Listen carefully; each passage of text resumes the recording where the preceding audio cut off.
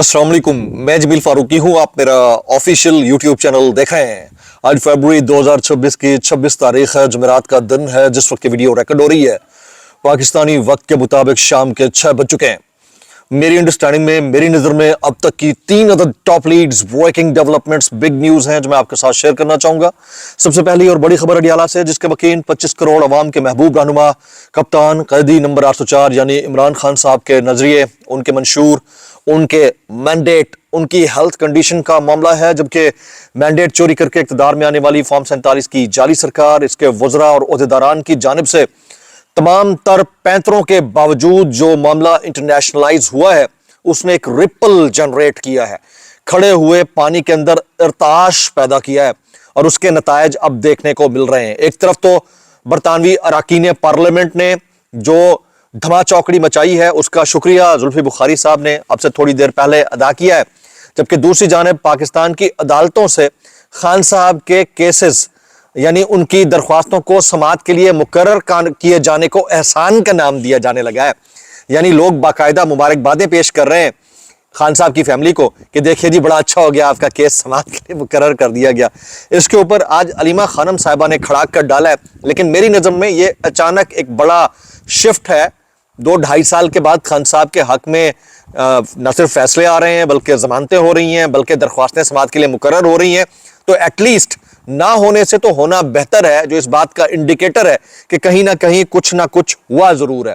तो अलीमा खान साहिबा की जो सिग्निफिकेंट गुफ्तगू और फिर ओवरऑल जो केस सिनेरियो डेवलप हो गया है, जिसमें लोग अब सवाल उठाना शुरू हो गए हैं कि मामलात की रुख क्या रहेगी, उसके ऊपर मैं बात करूंगा। इसलिए गुजारिश है आपने वीडियो को शुरू से आखिर तक देखना है। एक और गुजारिश, अगर आपने चैनल नहीं किया अभी तक सब्सक्राइब जरूर सब्सक्राइब कर लीजिएगा। बेल आइकन यानी घंटा या घंटी अपने अंगूठे, उंगली या साथ रखे डंडे से दबा सकते हैं। इसके अलावा व्हाट्सएप चैनल का लिंक हर वीडियो डिस्क्रिप्शन के अंदर मौजूद होता है, जाइए उसको क्लिक करके ज्वाइन कर लेंगे। आपका हमारा रब्ता बेहतरीन तरीके से हो सकता है। एहतजाज करना चाहें तो एहतजाज करने का जो सिक्का राइजुल वक्त तरीका है, आपको और हम सबको पता है कि किस तरह करना है। कॉमेंट्स के अंदर ज़्यादा से ज़्यादा कर सकते हैं। वैसे मैं आपको ये बता दूँ कि ऑलरेडी इम्पैक्शन इतनी स्ट्रॉन्ग है फायरवॉल की कि हमारे बहुत सारे दोस्तों के जो यूट्यूब चैनल्स हैं उसके स्ट्रॉन्ग इम्पैक्ट्स को फेस कर रहे हैं। तो आपसे गुजारिश है कि ज़्यादा से ज़्यादा कॉमेंट्स करेंगे तो सिलसिला चलता रहेगा। वरना बात तो हम वैसे ही कर रहे हैं, ना भी कोई देखे तब भी कर रहे हैं, देखे तब भी कर रहे हैं। और हमें पता है कि एनफोर्स्ड किस्म के व्यूज़ ब्लॉकेज होती है, बहुत मुश्किल होता है, लेकिन ये टाइम ये भी गुजर जाता होता है। तो हम उस टाइम से गुजर रहे हैं, तो पैच बुरा है। आपसे गुजारिश है मैक्सिमम कॉमेंट्स कीजिएगा। अच्छा जी, सबसे पहले तो जिन अदालतों से इंसाफ मिलने की तवक्को थी और जिन लोगों को पोजीशंस के ऊपर विराजमान होना चाहिए था, वो सब के सब मायूसी की कैफियत से गुजरते रहे। जस्टिस मंसूर अली शाह, जस्टिस अतहर मिनल्ला अभी भी मौजूद है, जस्टिस मुनीब अख्तर साहब, जस्टिस आयशा मलिक साहब, फिर जस्टिस याया आफरीदी साहब, एंड लिस्ट गोज ऑन, जो कि इस वक्त कॉन्स्टिट्यूशनल फेडरल कॉन्स्टिट्यूशनल कोर्ट का हिस्सा भी हैं, फिर सुप्रीम कोर्ट, और फिर अगर इस्लामाबाद हाई कोर्ट की जानिब आ जाए तो जो डेपुटेशन पे बाहर से यानी इंपोर्ट किए गए जजेस से जस्टिस सरफराज डोगर साहब हैं, फिर इसके अलावा जस्टिस अरबाब मोहम्मद ताहिर साहब एंड दोज जस्टिस साहिबान एज वेल, जिन्होंने सुप्रीम जुडिशल काउंसिल को और चीफ जस्टिस को खत लिखा था, including the president of this country जनाब जस्टिस बाबर सत्तार साहब, जस्टिस मोहसिन अख्तर कियानी साहब, जस्टिस इसके अलावा जो है तारिक महमूद जहांगीरी साहब, जस्टिस समन रफत इम्तियाज साहिबा and many others, list goes on. इन सब से इंसाफ की तवक्को थी। कुछ ने हैंड्स अप कर दिए, कुछ जो है वो अभी तक बोल रहे हैं। और आज जो इमरान खान साहब की कुछ दरख्वास्तें सुनने के लिए दरख्वास्तें लगाई गई थी, यानी दरख्वास्तें सुनने के लिए भी दरख्वास्त लगाई गई थी, उनकी सुनवाई हुई। तो केस मुकर्रर करवाने में सलमान सफदर साहब का बड़ा किरदार है, बैरिस्टर साहब का।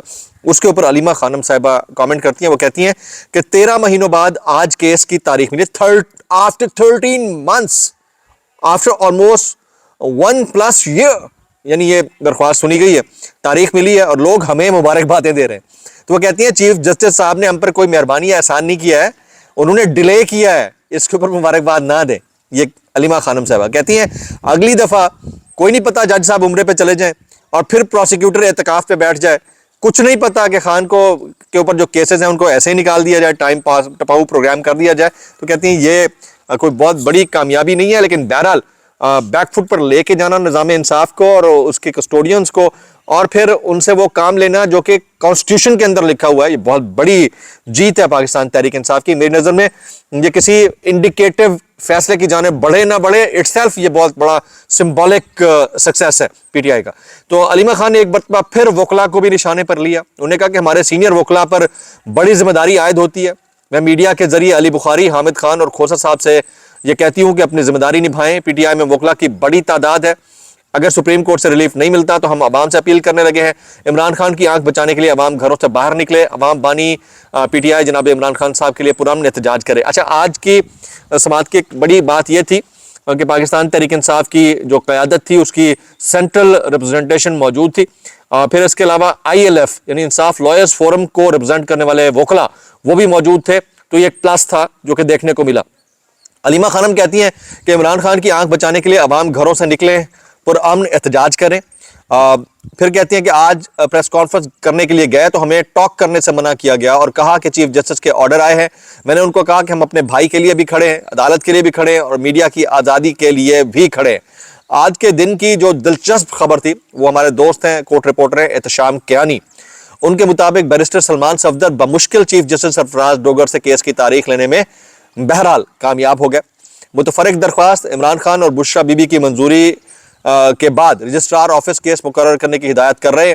گزارش ہے کہ ہمیں آئندہ ہفتے پیر کی تاریخ دے دیں. بیرسٹر سلمان صفدر نے گزارش کی تو انہوں نے کہا کہ آپ کو تاریخ دے دیتے ہیں, میری ریکویسٹ ہے کہ فکس تاریخ دے دیں.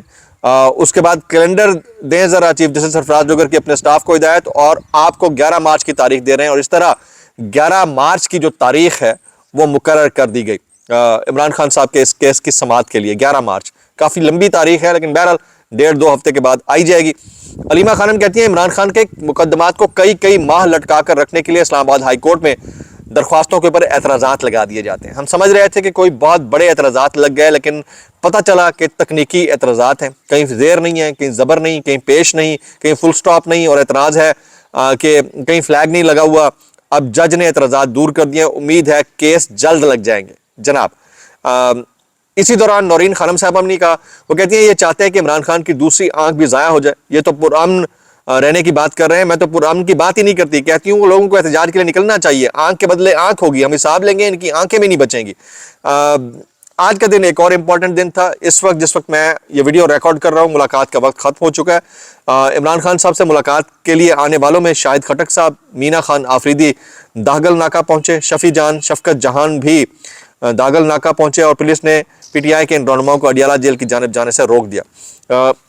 اس کے موقع پر شاہد خٹک کہتے ہیں کہ عمران خان بیمار ہیں, ہمارا پورا فوکس ان کی صحت پر ہے. ہمارا مطالبہ ہے کہ عمران خان کے ذاتی معالجین اور فیملی کی موجودگی میں ماہرین امراض چشم سے مرض کی تشخیص کروا کر انہیں شفا انٹرنیشنل اسپتال منتقل کر کے علاج کرایا جائے.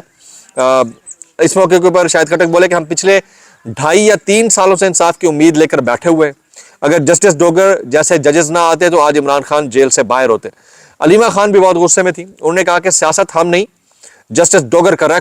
کوٹ الفاظ ہیں علیمہ خانم کے. وہ کہتی ہیں جس کو لاہور ہائی کورٹ سے چن کر لایا گیا کہ عمران خان کے کیسز نہ لگ سکیں, کیا یہ نظام انصاف ہے؟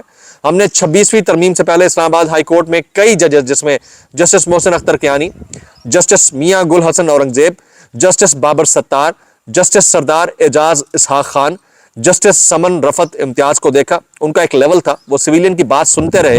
آپ دیکھیں کہ معیار کتنا گر گیا ہے. جسٹس ڈوگر کی عدالت میں جاؤ تو اٹھ کر بھاگ جاتا ہے, عدالت کو پنجرے میں تبدیل کر دیا. یہ پاکستان میں ہو کیا رہا ہے؟